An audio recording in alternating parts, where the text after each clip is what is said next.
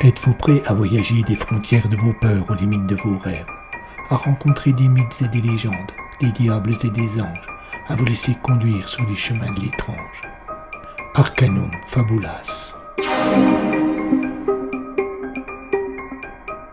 Saison 5.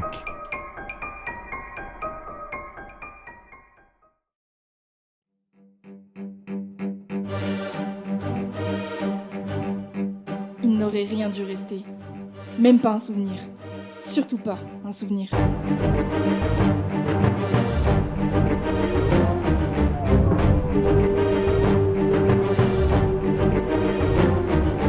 Amaldricus, tome 3, l'esprit de Romac.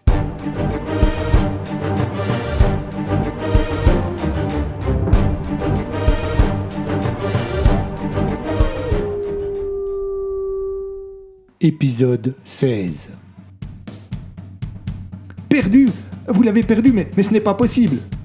Mathieu, debout, appuyé contre l'angle d'une table, regardait Rome maltraiter le combiné du téléphone qui, pourtant, n'était qu'un intermédiaire bien involontaire. Le lieutenant postillonnait tant et plus, inondant son bureau, projetant d'immondes projectiles jusqu'au mur opposé. Habitué aux sautes d'humeur de son supérieur, Mathieu prenait celle-ci avec d'autant plus d'amusement et de philosophie qu'il n'en était pas la victime. Dans un avant-dernier geste de fureur, Rob écrasa le téléphone sur sa base et on entendit nettement le plastique craquer. Un magistral coup de pied dans la poubelle répandit tout le contenu sur le sol et ne calma pas pour autant le policier.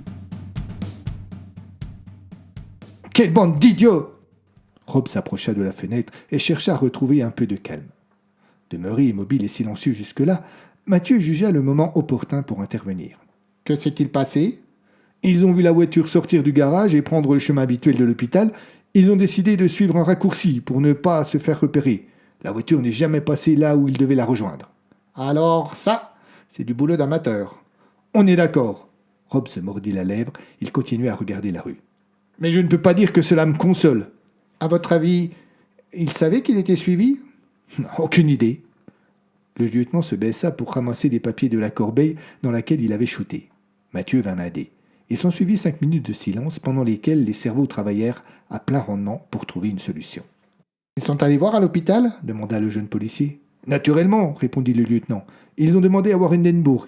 Il avait dû préparer un prétexte quelconque. Mais on leur a répondu qu'il avait téléphoné qu'il ne viendrait pas aujourd'hui, à cause d'une urgence familiale. »« Une urgence familiale ?» pensa Mathieu à haute voix. « Attendez, j'ai peut-être une idée. » Il se leva et sortit dans des tiroirs du bureau une grande carte de Besançon qu'il déplia sur la table, contre laquelle il était appuyé tout à l'heure. Rob se leva à son tour et vint le rejoindre. « Voilà, » expliqua le jeune policier. « Hindenburg habite ici. » Il fit une croix. « L'hôpital est là. » Il fit une seconde croix. « Maintenant, dites-moi où ils l'ont perdu. » Rob posa son gros index sur un carrefour. Mathieu le marqua. « Logiquement, voici la route qu'il aurait dû suivre. » Il traça un trait en suivant la sinuosité des rues. « À partir d'ici, nos collègues ne l'ont plus en visu. Eux passent par là. » Un second trait d'une couleur différente pour montrer le détour des policiers. « Logiquement, ils devraient le retrouver là. Mais le docteur n'y arrive pas. »« Bien, bien. » Mathieu se tut bizarrement. Rob ne voulut pas intervenir pour ne pas troubler sa réflexion. Le jeune policier commença à agiter affirmativement la tête, d'abord de façon imperceptible, puis de manière de plus en plus flagrante. « Bon sang !» lâcha-t-il enfin. « Vous aviez raison. Je sais où il est. »« Pardon ?»« Mais oui, lieutenant. Le toubib ne savait pas qu'il était suivi. Simplement, regardez. Il veut prendre la route de Pontarlier. Il va suivre effectivement la même route que pour son travail, mais vers ce parking, là. Au lieu d'aller tout droit, il va tourner à droite pour rejoindre le quartier Rivotte. Or, cette intersection est située pile sur la partie du trajet où les collègues ne l'avaient pas de visu. » Un éclair de génie et de soulagement illumina l'œil de Rob. Il est allé chez sa grand-mère pour voir Karen Sagnès. Je le pense, et cela confirmerait votre théorie, et donc la raison pour laquelle maintenant nous avons été bredouilles. Elle est surveillée ? Non, pas encore. Je n'ai pas fait les papiers, expliqua Rob étrangement embarrassé. Mais ce n'est pas grave. Sortez la voiture, on part en balade.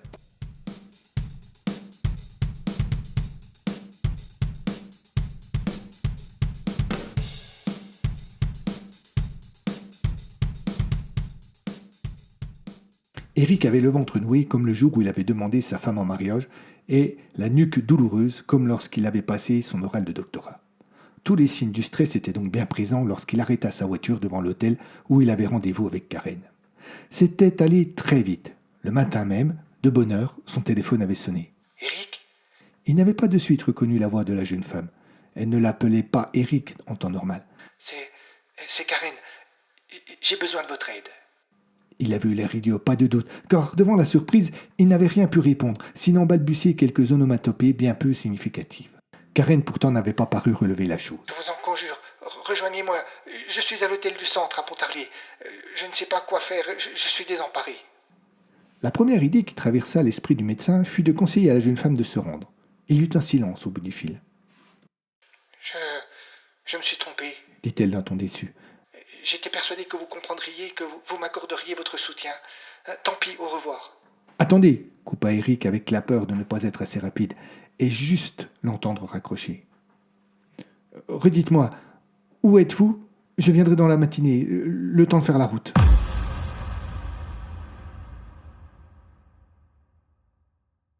Après avoir raccroché, il avait prévenu l'hôpital qu'il ne serait pas là et il avait pris sa voiture sans rien dire à sa femme. Mais là, devant la porte de l'hôtel, c'était un réel malaise qui l'envahissait et c'est réellement de courage dont il eut besoin pour franchir le seuil. La réceptionniste semblait fatiguée et elle se forçait à sourire pour être agréable. Il demanda la chambre de Raphaël Dupré, un nom d'emprunt des plus quelconques. Lorsqu'il lui ouvrit la porte, il n'en crut pas ses yeux. Il lui semblait retrouver la femme sur laquelle il avait tant fantasmé. Elle portait toujours le gros pull fuchsia et le jean emprunté la veille à la ferme, mais elle était maquillée et avait ramené ses cheveux en arrière. « Quelque chose ne va pas ?» demanda-t-elle surprise par l'attitude du médecin, mais pour toute réponse, Eric ne parvint qu'à déglutir. Son angoisse s'était envolée pour laisser son cœur battre la chamade. Lorsqu'il côtoyait Karine en prison, elle n'était que l'ombre d'elle-même, vêtue souvent avec négligence, ne cherchant jamais à mettre ses atouts en avant.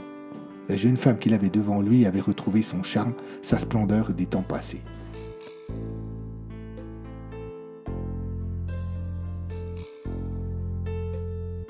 La discussion qui s'ensuivit avait quelque chose de surréaliste.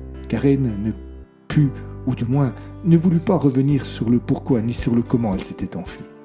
Eric la regarda plus qu'il ne l'écoutait, en posant des questions le plus souvent que pour prolonger le plaisir de cette étrange rencontre. Quand il s'en fut un peu remis, il se résolut à briser le charme. « Qu'attendez-vous de moi ?» demanda-t-il alors. « Aidez-moi à fuir définitivement, s'il vous plaît. Je ne veux pas retourner en prison. Cela fait 20 ans que je paye pour quelque chose que je n'ai pas fait. »« Que vous n'avez pas fait ?» Les mots de la jeune femme avaient été plus rapides que ses pensées. Elle avait ouvert un boulevard dans lequel Eric s'était engouffré sans hésiter. Elle chercha à faire marche arrière. « C'est une autre histoire, » soutint-elle. « Ce qui compte, c'est le présent. » C'est étonnant comme cette affaire embête tout le monde, pensa Eric à haute voix, en se remémorant le comportement de sa grand-mère. Soit. Et comment je fais pour vous aider à fuir définitivement ? Elle sourit, se leva et vint s'asseoir à côté d'Édinbourg sur le bout du lit. Je ne pense pas que cela sera désagréable. C'est la dernière chose qu'il m'a demandé quand il m'a fait sortir du puits. Pardon, de quoi parlez-vous ? Qui vous a demandé quoi ? Quel puits ? Karen était venue se lever contre Eric. Ce dernier, au moment où un des plus vieux fantasmes allait se réaliser, se trouva des plus penauds. « Peu importe, » poursuivit Karen, « laissez-vous faire. »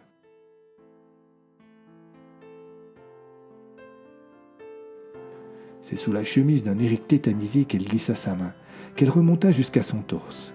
Il sentait la laine du pull contre son corps, il sentait la douceur de la peau de cette femme qu'il avait tant désirée, mais il ne bougeait pas. Elle l'embrassa, puis le renversa délicatement sur le lit. Il soupira. Elle le déshabilla lentement. Un intense plaisir l'envahit, et sans qu'il ne comprenne vraiment, il se vit en train de faire l'amour avec Karen. Il était à moitié nu sur le lit, la chemise ouverte, elle n'avait enlevé que son jean. Les mains du jeune docteur couraient sur les bras et sur les seins de cette jeune femme superbe que 20 ans de prison n'avaient pas détruite. Elle avait les yeux fermés, la tête levée vers le ciel, sa respiration s'était accélérée. Eric fut envahi d'un bien-être qu'il ne pensait pas possible. Et puis, d'un seul coup, il ne sentit plus rien. Son corps continuait à faire l'amour, mais son esprit non, exactement comme si quelqu'un avait pris sa place. Karen poussa un ultime râle de plaisir, et Eric retrouva ses sensations. C'était terminé. Il eut l'insupportable sentiment de frustration, mais fut incapable de comprendre ce qui s'était passé. Karen vint se blottir dans ses bras, elle s'endormit. Il fixa le plafond. Peut-être un sentiment de culpabilité, pensa-t-il sans parvenir vraiment à s'en convaincre.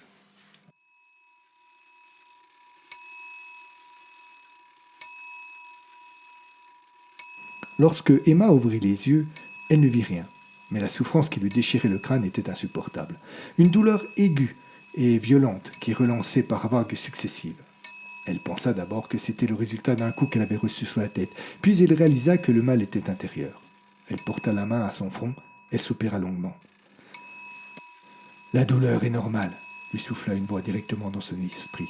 Elle sursauta, chercha du regard celui qui venait de parler, mais l'endroit dans lequel elle se trouvait demeurait définitivement obscur.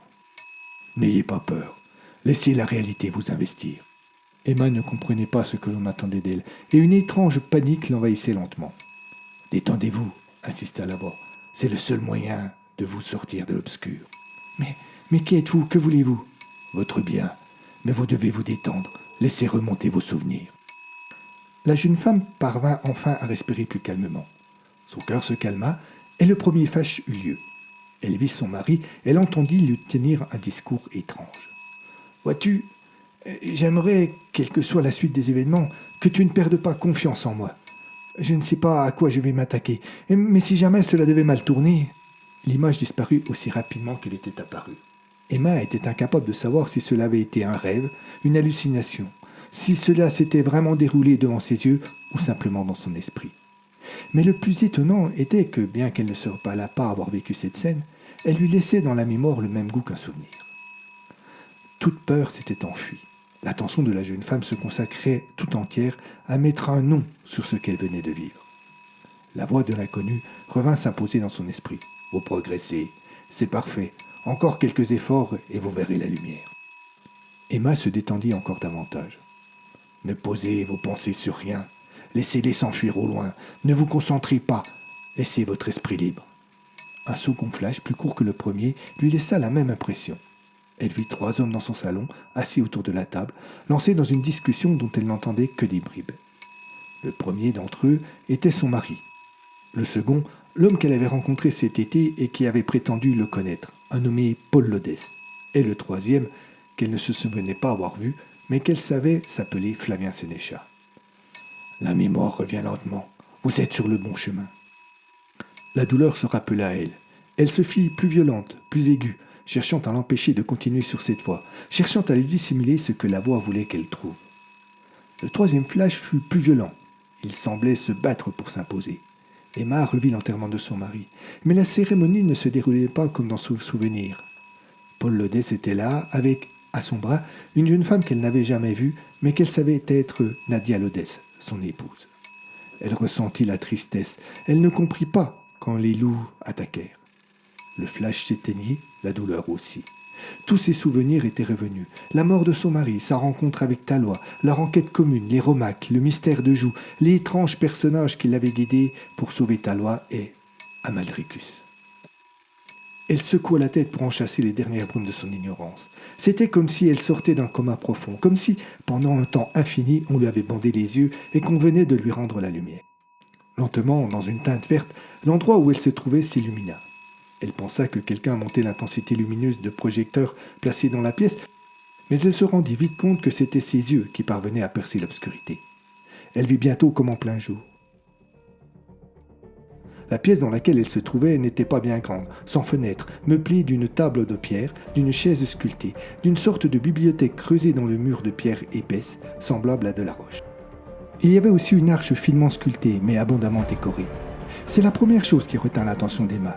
Cette arche s'ouvrait sur un passage qui semblait empli de brume ou même de nuages. « C'est une porte artificielle, ouverte sur le chemin des enfers », fit la voix, comme pour répondre à l'interrogation muette de la jeune femme. Emma se retourna brusquement et découvrit le loup assis là, à quelques pas d'elle. Elle recula et faillit passer involontairement sous l'arbre. « Non !»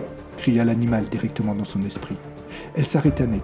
« Si vous la franchissez, c'est la mort assurée. » Emma eut l'impression que quelque chose lui léchait le dos. Elle s'éloigna précipitamment de l'arche qui désormais lui inspirait la peur. Le loup s'approcha. « J'ai besoin de votre aide. »« Que s'est-il passé ?» demanda Emma sans accorder d'intention à la dernière remarque de l'animal. Amalricus s'est bien engagé sur le chemin des enfers, et c'est pour cela que tous ses souvenirs étaient effacés de votre mémoire. Mais le vieux sire a réussi l'impossible. Il s'est échappé grâce, je pense, à cette porte artificielle qu'il a créée. Il doit rôder quelque part, et je dois me préparer au dernier combat. Mais pour cela, j'ai besoin de vous. Emma se souvint des paroles de celui qui l'avait guidée pour retrouver Talois. Toutes vos mémoires s'effaceront. Les incohérences seront corrigées par d'autres explications, par d'autres souvenirs que vous n'aurez pas la possibilité de mettre en doute. Il est fort probable, par exemple, que Préniou sera pour toujours l'auteur des meurtres qui se sont produits au fort de Joux, il y a 3 ans. Pour tous ceux qui savent, Amalricus le Romac n'aura jamais existé. Le loup parut lire dans ses pensées. Je vous ai rendu votre mémoire pour que vous puissiez m'aider. Cette porte artificielle a une influence jusque-là inconnue. Jamais une porte de l'enfer n'est restée aussi longtemps ouverte. Je dois la fermer, et pour cela, il faudra qu'Amalricus soit vaincu, sinon... Que dois-je faire ? Demanda Emma résolue. J'ai essayé de guider les rêves de Paul le Dès pour le faire venir ici, mais je n'ai pas eu l'effet escompté. J'ai failli réussir quand je lui ai suggéré que vous étiez en danger. Je pense qu'il tient à vous, même s'il ne sait pas pourquoi ni comment. Sa mémoire ne s'est pas modifiée correctement. Faites-le venir ici. J'ai besoin qu'il soit là, et je vais vous dire comment et pourquoi. Il n'aurait rien dû rester. Même pas un souvenir. Surtout pas un souvenir.